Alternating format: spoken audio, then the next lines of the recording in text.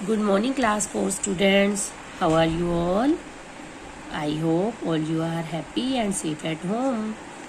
Me Meena Rani from Wisdom School. बच्चों, हमारा पाठ 7 दो माताएं पेज नंबर 52 और पेज नंबर 53 हम जो है रीड कर चुके हैं। अब नेक्स्ट पेज नंबर 54 हम रीड करेंगे।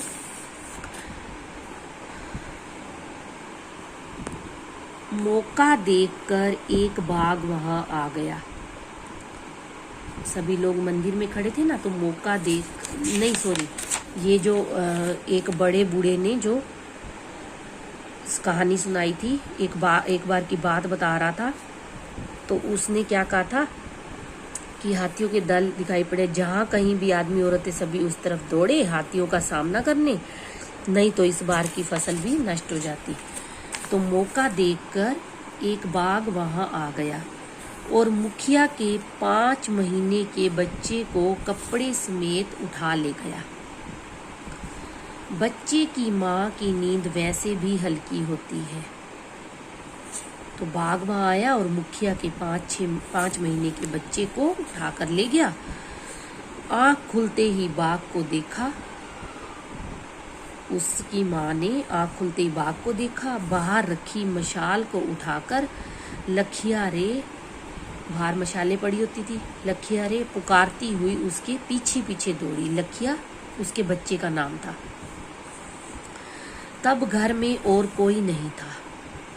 मोहल्ले की औरतों को खबर लगी। क्या खबर लगी?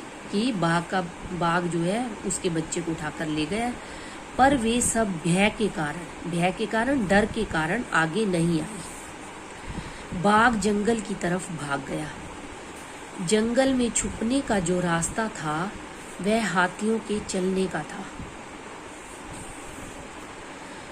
जिस तरफ जंगल में छुपने का रास्ता था वो हाथियों के चलने का था। वहां गड्ढे बने थे, गड्ढे के ऊपर डाल पत्ते बिछे थे, इसलिए उस गड्ढे में हाथी का एक बच्चा गिर गया था। बच्चा हाथी के रोने की आवाज ठीक मनुष्य के बच्चे की तरह थी। रो तो रहा था हाथी का बच्चा, लेकिन उसकी आवाज कैसी लग रही थी? मनुष्य के बच्चे की। गड्ढे के ऊपर उसकी माँ हथिनी छाया की तरह चारों तरफ चक्कर लगा रही थी। माँ को तो पता ही होता है कि बच्चा कहाँ पे है, तो उसकी जो बच्चा गड्ढे में हाथी का बच्चा गिरा था, उसकी माँ उस गड्ढे के चारों तरफ चक्कर लगा रही थी। बाघ उसकी बगल से निकल गया।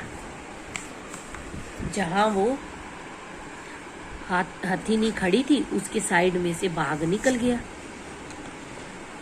आंखों के कोर से माँ हथिनी ने बाघ को देखा। उसने उस बाघ को देख लिया। हथिनी ने चील के झपट्टे की तरह तेजी से चिंगाड़ती हुई हथिनी बाघ के पीछे दौड़ी। उसने बाघ के पीछे चील की तरह झपट्टा मारा। गड्ढे में बच्चा पड़ा रहा। उसका खुद का बच्चा जो है गड्ढे में पड़ा रहा। उसके बाद जंगल को कंपाने वाली भयंकर आवाज हुई। हथिनी ने बाघ के पंजे से छुड़ाकर बच्चे को अपनी सूंड में लपेट लिया। उसने बाघ से उस बच्चे को छुड़ा लिया। उसने बच्चा मुखिया की औरत की गोद में रखा, मतलब उसकी माँ की गोद में रख दिया और चुपचाप वहीं खड़ी रही। बच्चे के शरीर पर कंबल लिपटे होने की वजह से उसे कोई खरोंच तक नहीं आई थी। उसके शरीर पर कंबल लिपटा हुआ था ना, इसलिए उसको कोई खरोंच तक भी नहीं आई थी। अपने बच्चे को चीखता चिल्लाता छोड़कर वह औरत ताबड़तोड़ गड्ढे के ऊपर से झाड़ियों, कंटीले पत्तों, डालों को अलग करने में लग गई। जो औरत थी जिसका बच्चा बाघ चुरा कर ले गया था, उस बच्चे को, अपने बच्चे को वह चीखता चिल्लाता छोड़कर ये सब करने लगी। फिर कौन से कंटीले झाड़ियों और कंटीले पत्तों को? जिस गड्ढे में वो उस हथिनी का बच्चा छुपा हुआ था, रो रहा था, वह औरत हथिनी ने उसके बच्चे को बचाया। अब वह उसके बच्चे के लिए, हथिनी के बच्चे के लिए झाड़ियों को, कंटीले पत्तों को, सबको अलग करने लग गई। फिर वह धीरे से गड्ढे के किनारे किनारे पांव जमाते हुए नीचे उतर गई। हथिनी के बच्चे को कोई खास चोट नहीं आई थी, लेकिन वह डरा सहमा हुआ था। अब उसे गड्ढे से बाहर निकालने की समस्या थी कि कैसे निकाला जाए उस बच्चे को। वह औरत फिर से ऊपर आई और पेड़ की डाल के 2 मोटे टुकड़े आड़े तिरछे गड्ढे में डाल दिए। वे टुकड़े सीढ़ी की तरह स्थिर हो गए, जैसे सीढ़ी लगती है वैसे वो लग गए। उसके बाद औरत नीचे गड्ढे में उतरकर बच्चे को धीरे धीरे डाल के सहारे, जो मोटे टुकड़े डाल के फेंके थे ना, उसके सहारे वो हथिनी के बच्चे को ऊपर चढ़ाने लगी।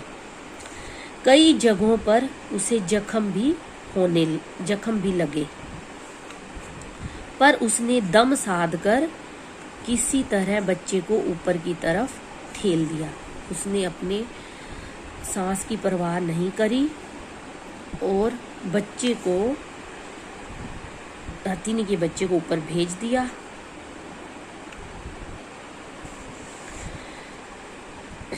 ऊपर से हथिनी ने अपने बच्चे को सूंड में लपेटकर खींचा।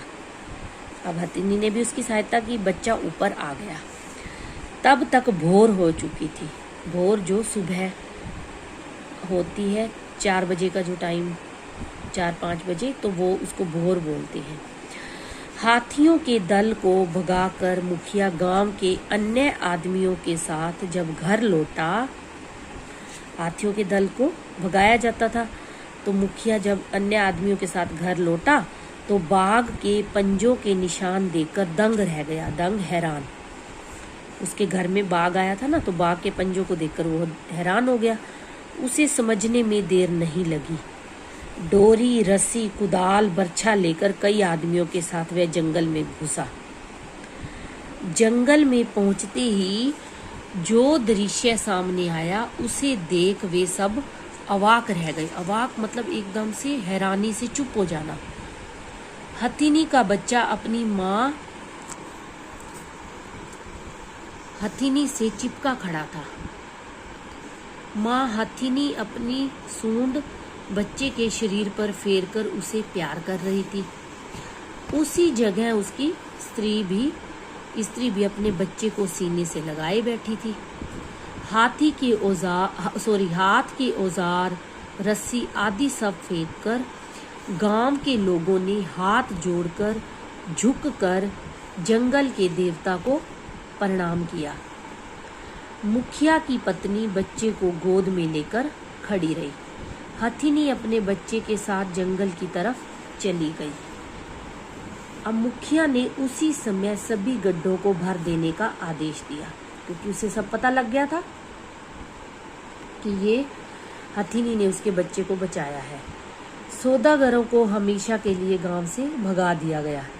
पहले वो मोहर लेके, सौदागरों से मोहरे लेके और हाथी बेचते थे ना, उसके बाद से उन्होंने वो बंद कर दिया। और तब से फिर कभी इस तरफ किसी ने हाथी पकड़ने की कोशिश नहीं की।